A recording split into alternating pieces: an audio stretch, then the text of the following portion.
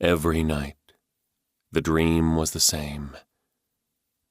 Thomas was always back in Afghanistan. The smell of the desert at night, the crisp, cold air, the brilliant stars. The enemy advancing. An overwhelming force focused on killing them all. And his brothers getting shot, their blood black in his night vision goggles.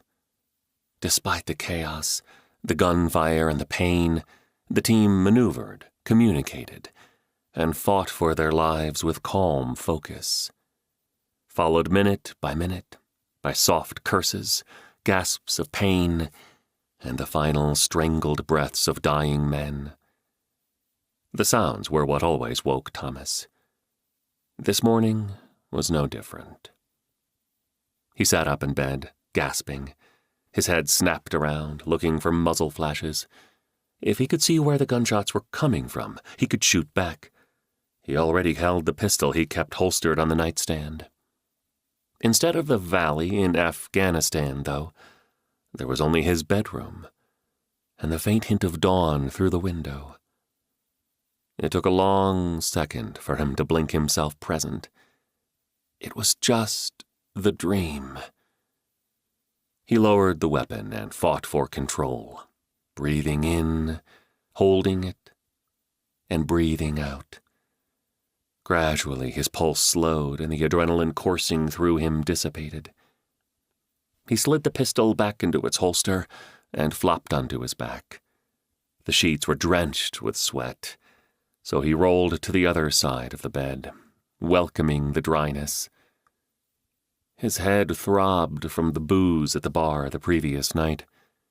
His mouth tasted like he'd had a midnight snack of rancid roadkill, but at least he was awake. He'd made it through another night. He was safe. The past was over. The enemy was gone, and his buddies were all dead. Thomas swung his legs out of bed and made a trip to the bathroom. He bent to slurp water straight from the faucet before staring at his face in the mirror. The dim light of the coming dawn showed his full beard could use a trim, but his shorter brown hair didn't need a cut for another week or two. The dark bags under his eyes would fade later in the morning, and he'd take care of the redness with drops before school. There wasn't much to be done about the long, narrow face and haunted look that appeared when he let his true spirit show. He smiled, revealing the crow's feet by his eyes. At only 35, they were deeper than his father's had been later in life, but at least he wasn't going gray yet. And he still had the lean musculature from his active duty days. Though the smile didn't often touch his eyes, this was the face he showed to the world.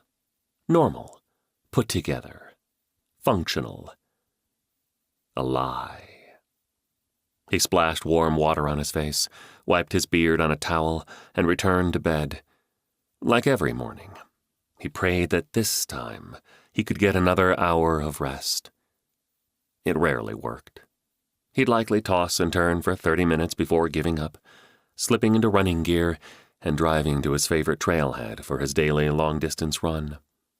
The exercise in the desert reduced the intensity of the dream, as did drinking at the bar after work. Between the two, he managed a few precious hours of sleep each night.